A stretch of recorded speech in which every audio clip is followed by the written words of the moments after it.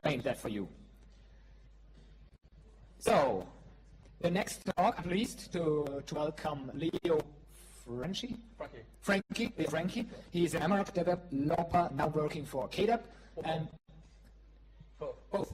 Yeah, Amarok developer working for KDE, and he will introduce us now into his ideas about the experience of music on the desktop. Please welcome. Okay.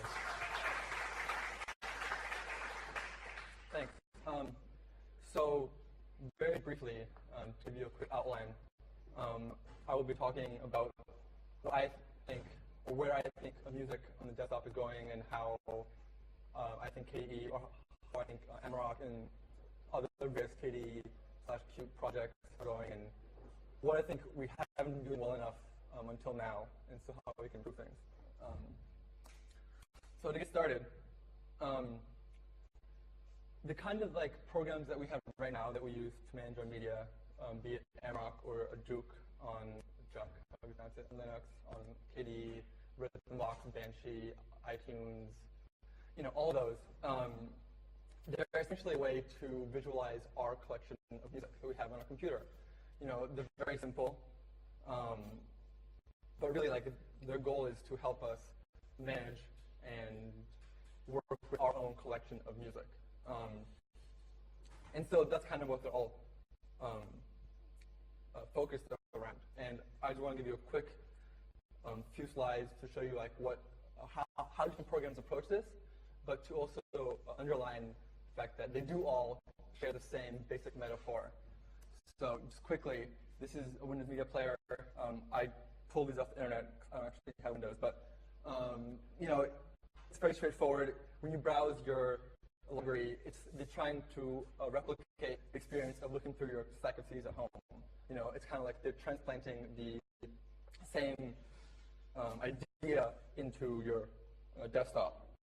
So you can organize your collection by album, by artist, and you can search it, blah, blah. So this is, again, you want to play some artist, you have to know who it is, you look him up, you see all the collections, you see all the songs that the artist has, etc. Winamp, I don't know if you guys have used Winamp. I haven't since about 2001, but it hasn't changed since 2001. So it's the same thing. It still is focused on your computer and your music. So in case you haven't figured out where I'm going with this, I think there's a lot more to be done, and we shouldn't limit ourselves to our own static collection on our computer.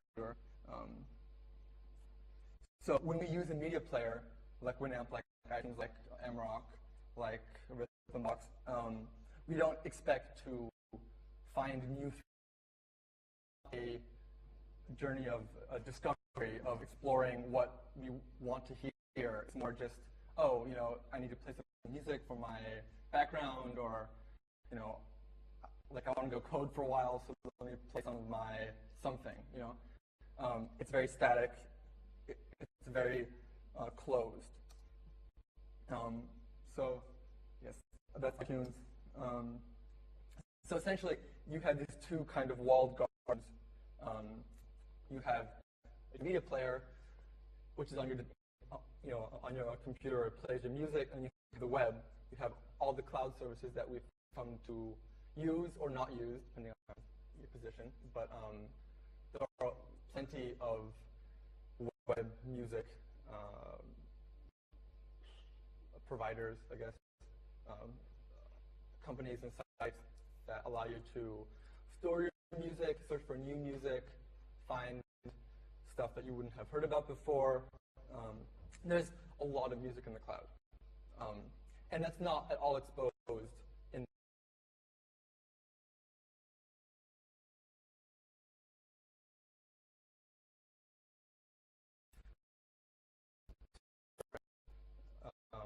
worlds and, I guess, environments that you can use to interact with your music or stuff that you want to play in general.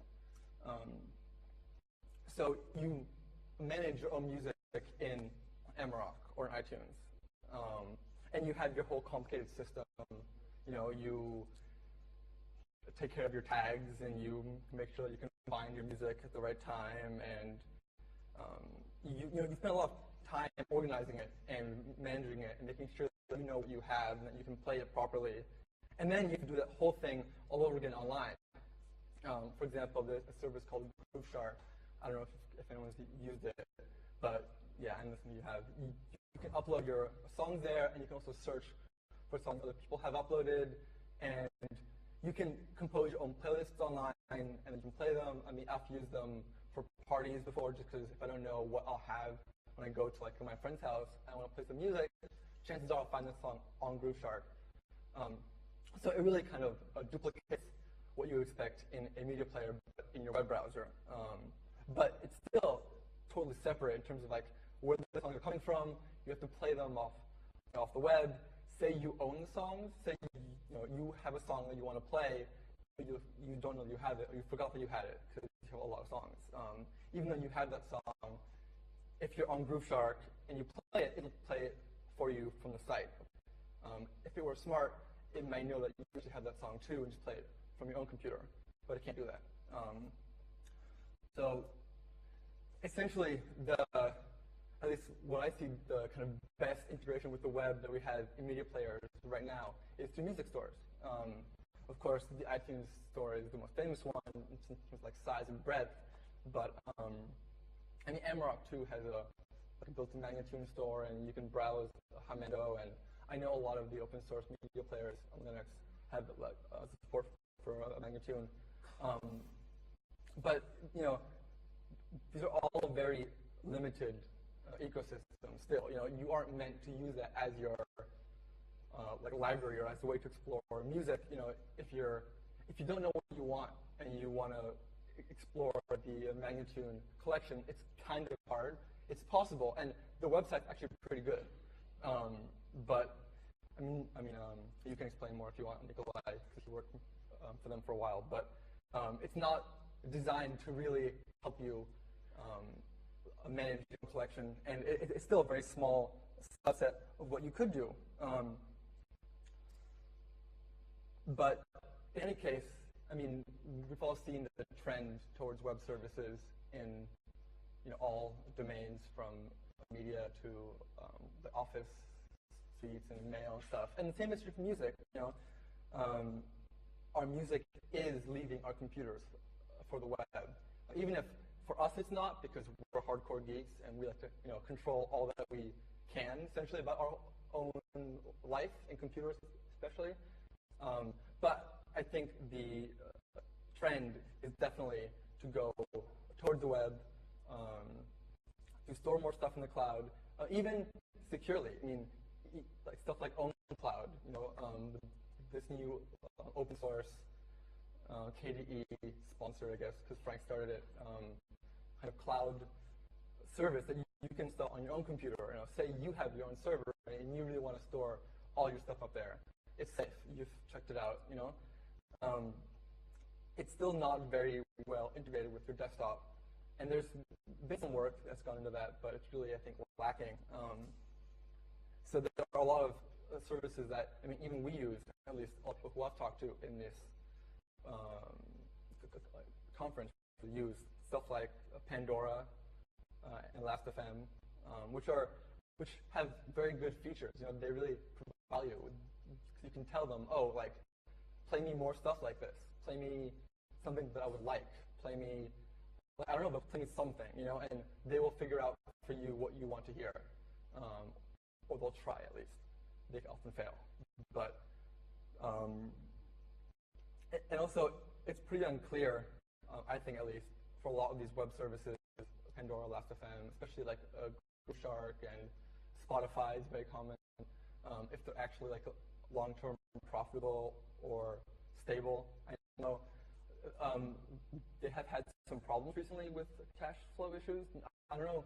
I think Spotify is actually pretty good now, but it's not clear how labels will like allow these companies to exist and to stream music. So I don't think that we should rely too much on these Web 2.0 websites. And then of course the whole problem of your own media players. If you don't own the music, you can't sync it to your device. So what good is it really if you want to play all this stuff on the go? So the easy solution, of course, is just bring it all to you.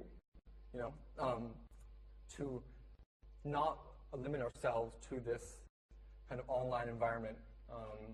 So we don't have to use Last.fm to play stuff that we want to hear. If you don't know what you want to listen to, you shouldn't have to close a website and use a Flash app that you don't know how it works and you don't even control what it's playing you. And you can't even, say they don't have a license for a song that you own, you still can't play that song.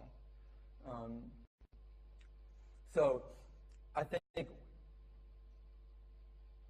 what's going to happen is people are going to be given a choice, essentially, to take all their media to the web or leave it on their desktop.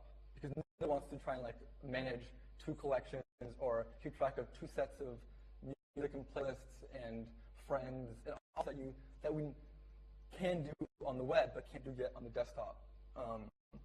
So I think it's pretty clear that people are going to have to choose, and the way it is now, I think they'll all choose the web, to be honest, because that's where you have all these new features, these new social features, these new collaborative features that let you show your friend what you have just got.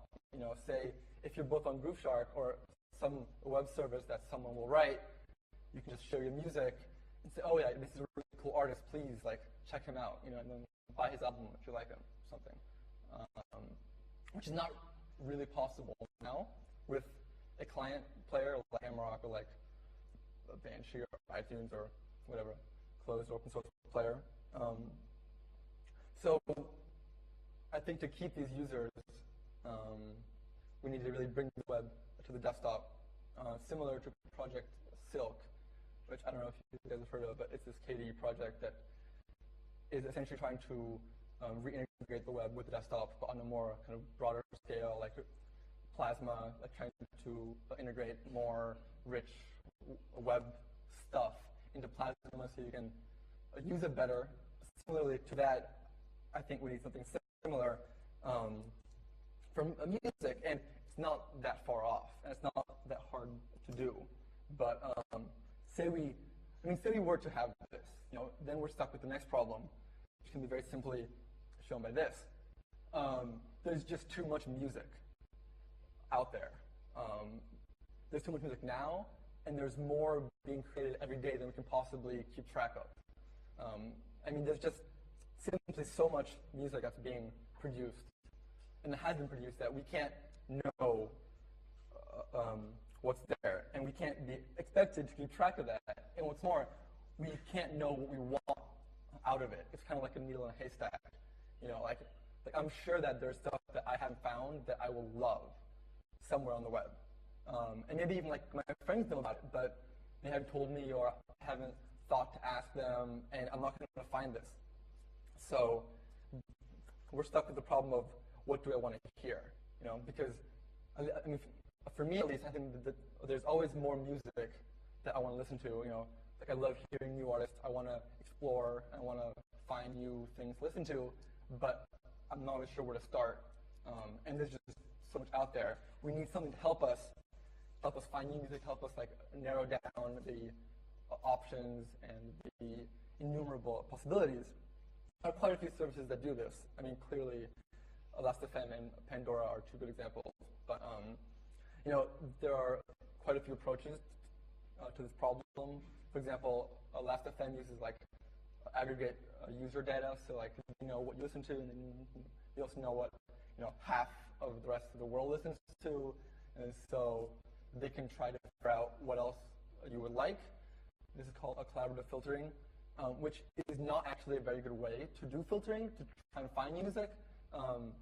Some guys ran some tests and essentially found out that if you run enough collaborative filtering on the whole kind of music listening domain, all of the users on Last.fm, it all boils down to 3 sets of artists, 3 sets of 3 artists.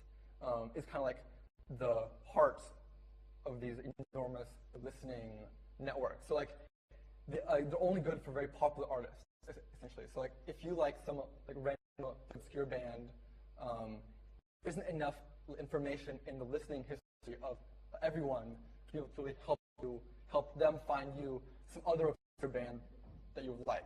Maybe it'll help you find Coldplay, but who cares? It's Coldplay. We all know Coldplay. We don't need someone to talk to us about it. So essentially, the elastic and collaborative filtering model, which I can also talk more about if you guys want a little bit, is only good for like these very big artists or sort of popular like subculture artists that there is enough data for to actually be able to help you with. And then also some other services that try to analyze actual tracks for similarity. There are services like Pandora that actually have humans that sit at a computer and listen to a track, and then like I think they assign some tags to them, and they use the human assigned tag to try and find similarities for you. And there's a lot of web services that try and find similarities to music. So this is just two of many, many different like ways to visualize track similarity that I pulled from this great talk that these two guys from the test, which I'll mention more later, gave. Essentially, to kind of like show how many different ways there are to calculate artist similarity. And the good thing is that there's a lot of data out there that we can use that's open and free to us, and that no one's really using.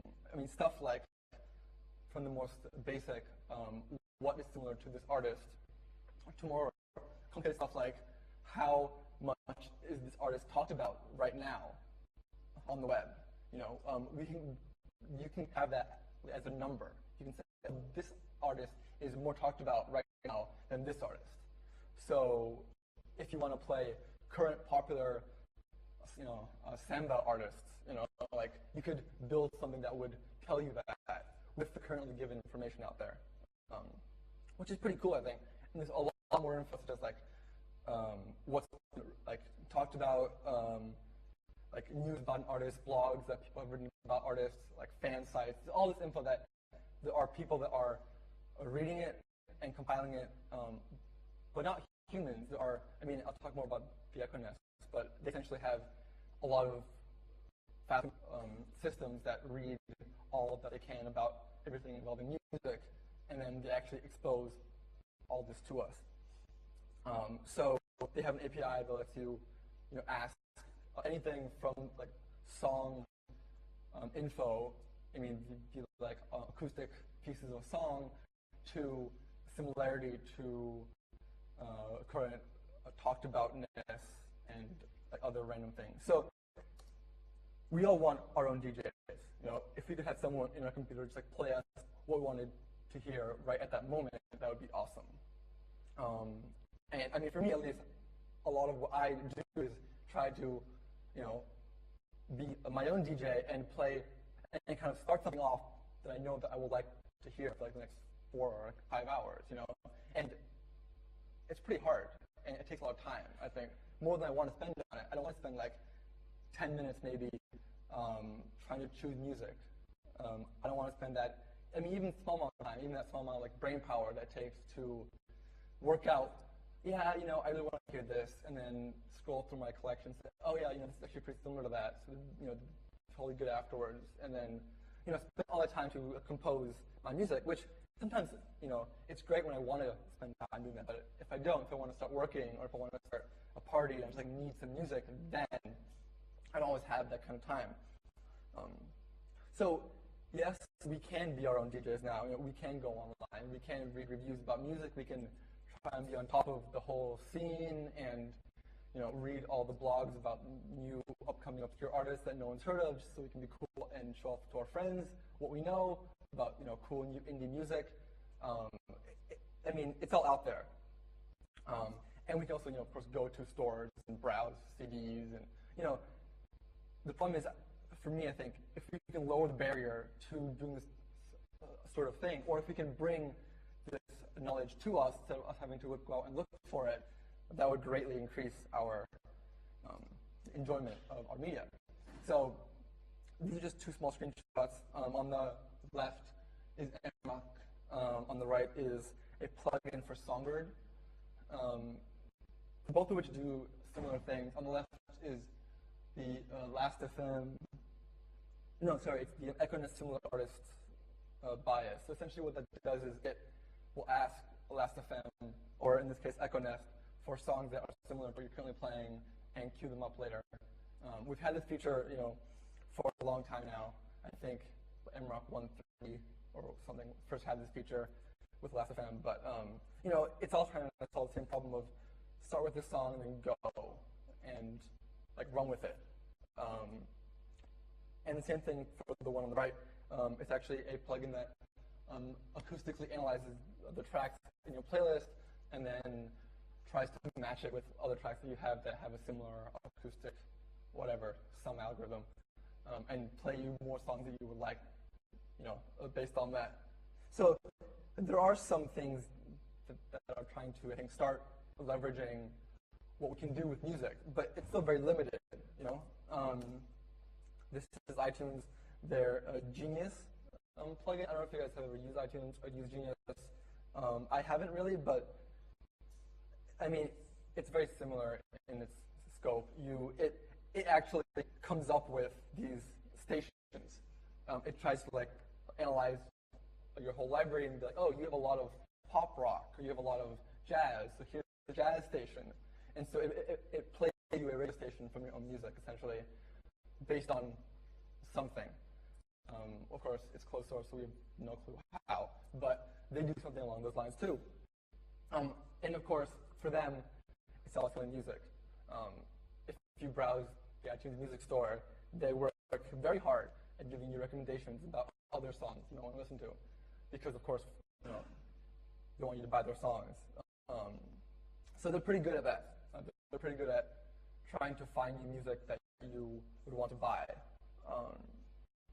But for me, at least, I don't want to use this to buy new music, although that is something I would like to do. It's more something I want to use to find new music and be able to play it and then analyze myself if I want to spend money on it, if I want to buy it, blah, blah, blah. But back to the problem of there being too much music is that we have a lot of access to songs that we can play legally, but the amount of work to play them is too high. Stuff like, I know my friend has this song, or I know he has this CD, but now I have to go call him, say, oh, can I, borrow your CD and come over and rip it, or just play it, or if you know that Last.fm has full track streaming for the certain track, having to stop your media player, go to Last.fm, play that song, and then come back. It's a pretty high barrier to what you already have access to, or you aren't even sure about, but you should know that you will have access to legally. So the problem is really, how can I play what I want? The first half of this problem being, what do I want to play? And the other half being, how can I play it? So if you have all these nifty services that I was talking about, from these smart Econess, Last.fm, recommendation things, whatever. Say they spit out 10 artists at you, and you don't have them. Well, you could at that point go through each artist, call all your friends, go to your record store, check the various sites that may have a legal track streaming, blah, blah, and then compile some songs to listen to. But that's a lot more work than I think we want to do. At least for me, I don't want to spend hours and days, for each time I get a few new artist recommendations. So a lot of times I think we have this stuff available to us in the cloud. It's out there. But how do we get to it? How do we play it? How do we make it real for us in terms of as a part of our experience when we use our media player? So there's a new project out around. It's not tied to KDE or Qt at all. It's called Playdar. It's called Instant Content Resolver. And its role is to do just this. It's you give it a track name or an artist name or some way to find something, and it tries to find one for you to play. It has pluggable buy-ins to a lot of the services that you want to look for anyway. So it has a resolver for Last.fm sample tracks, Last.fm full tracks, for Spotify. It has a resolver for your LAN. So if anybody on your network who also has this program running has a song that you want, it will work and it will play it from them.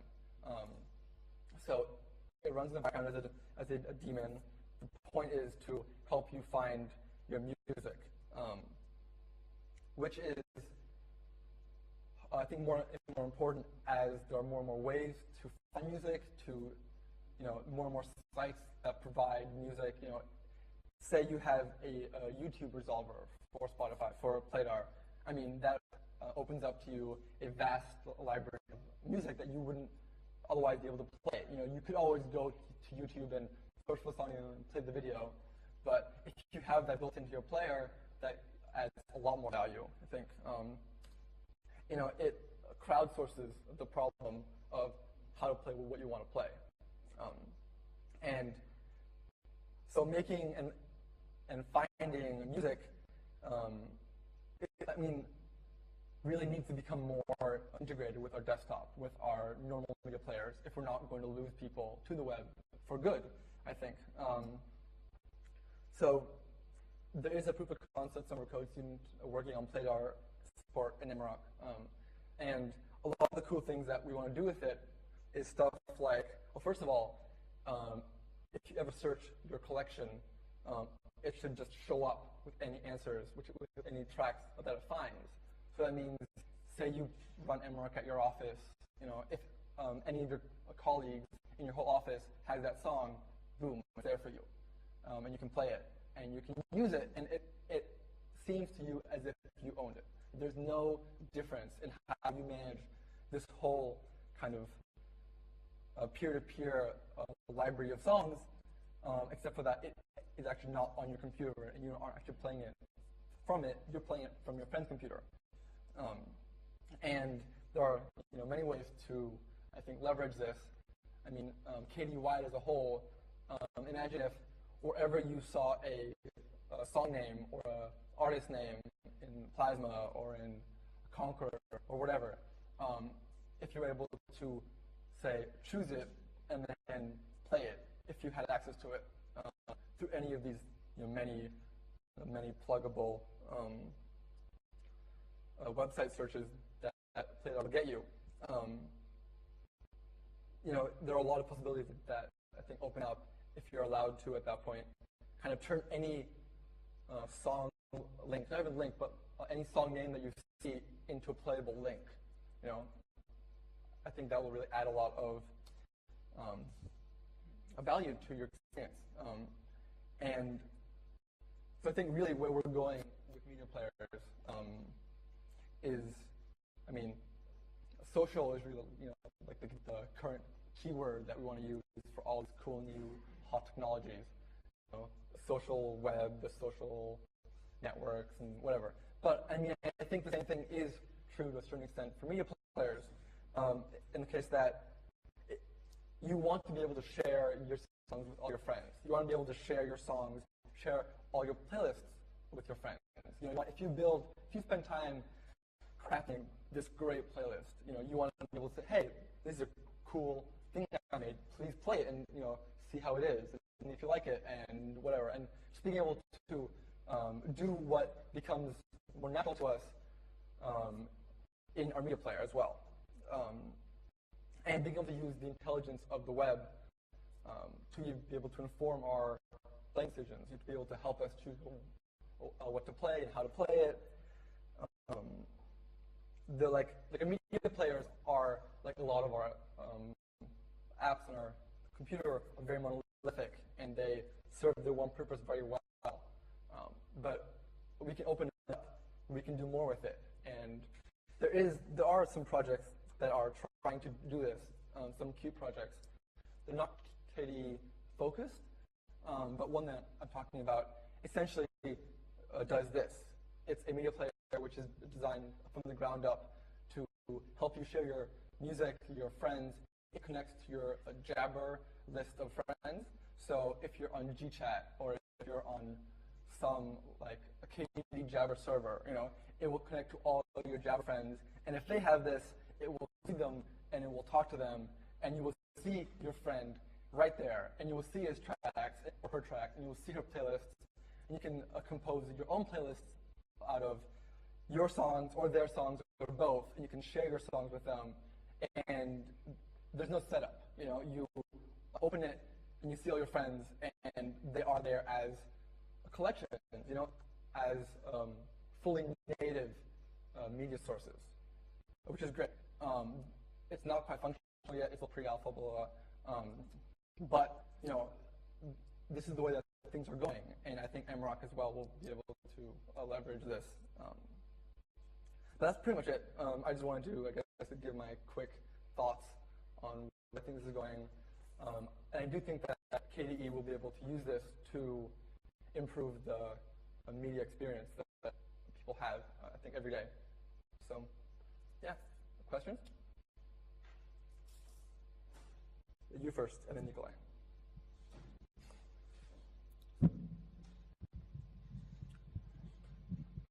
One of the problems that an active, shall we say, semi-professional listener has is how to find the wanted version of a single tune out of the perhaps 200 different versions. For example,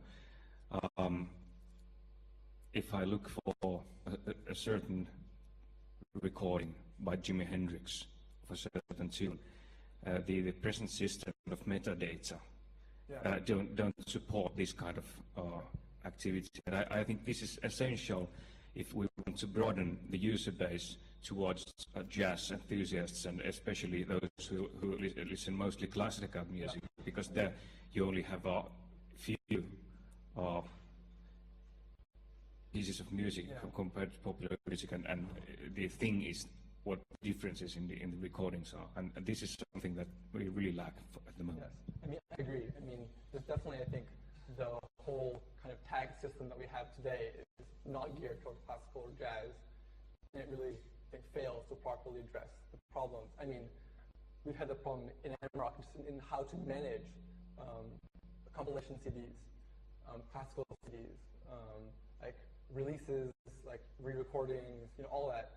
I don't have an answer, but I think I agree that it has to be dealt with. Of course, I dealt with it, I think, at a higher level. And I feel like in a lot of ways, we have, whatever standards that we come up with. When I was at the Summer of Code Mentor Summit these past 2 years, which is great. If any of you are a mentor, you should totally go.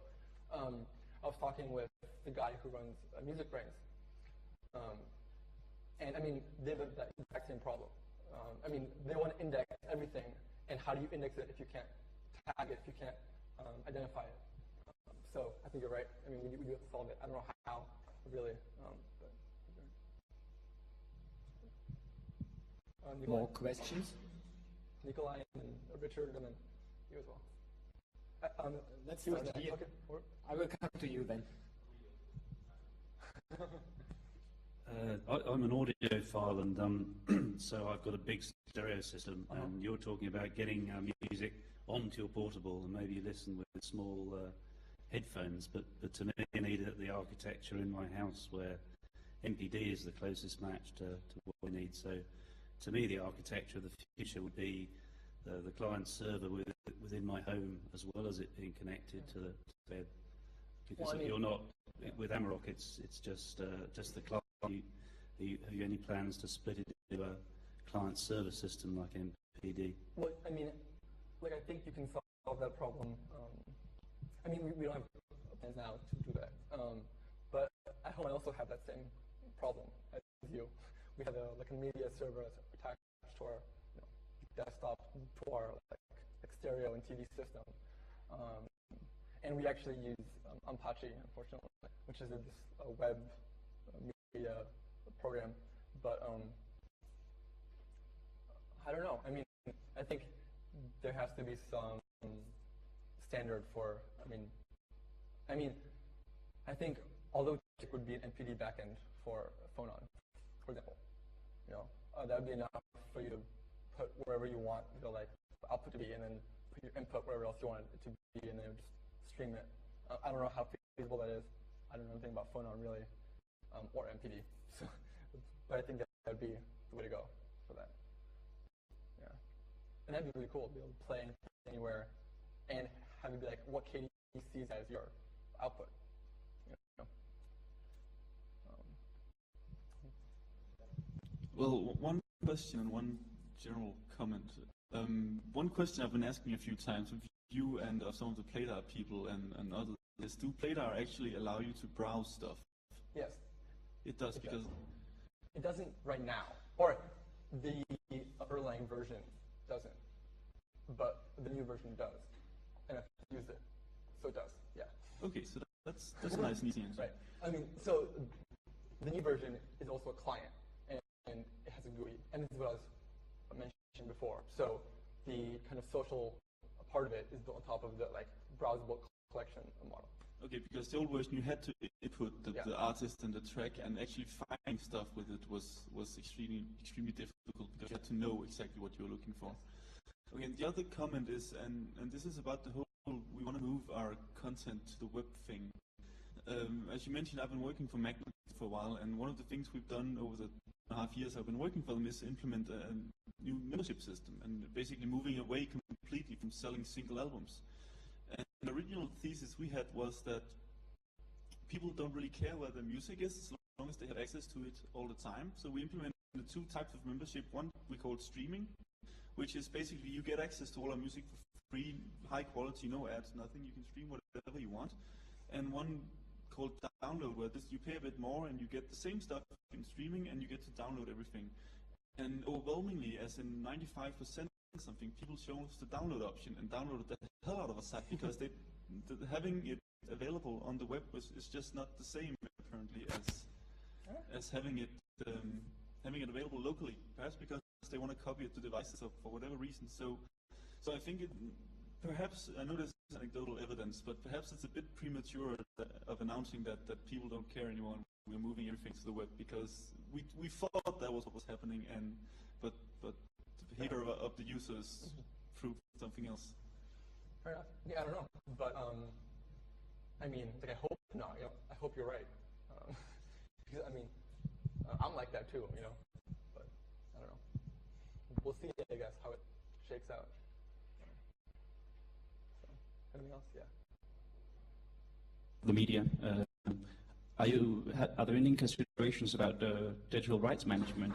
Are you going to let people share a CD, and are multiple friends then going to be allowed to stream it from your applications? Because I could imagine that would give a lot of legal problems. If you just open it up, it's basically just Napster again. Right. I mean, it's not. I mean, first of all, I'm not actually one of the developers in the project. I'm just around. But I mean, it's not meant to be like a peer-to-peer kind of solution to the problem. I mean, being able to play songs that your friends have on your same network, I think is very different from, telling all your friends and all your friends' friends and whoever happens to be around and wants to hear what you have. But I don't know. I mean, I think it feels a bit more like giving a friend a CD. Yeah, that was what I was thinking. I think it would be pretty cool, but it would just have to be some kind of system, like you could say, well, you can borrow a friend's CD, and we'll just tag it as borrowed out, and I have friends with 200 CDs, and they can't listen to all of them. So, if you could digitally borrow them, then it might be legal in a lot of countries. I was just wondering if there's been some considerations to that. Yeah, I don't know exactly the legal problems that some countries may have, but I mean, maybe there are some. I mean, there are programs that I think, I don't know. I mean, clearly there are. I mean, it's a big gray area. There's, like on one side you have like a peer-to-peer program like Napster, back in the day, and you also have like your CD that you don't leave your house with, and I guess this is more towards the first half and second half than say giving your friend a CD. So I don't know if that's okay or not legally. Thank you very much. Very cool stuff you're doing. Thank you. Any further questions? Then thank you very much.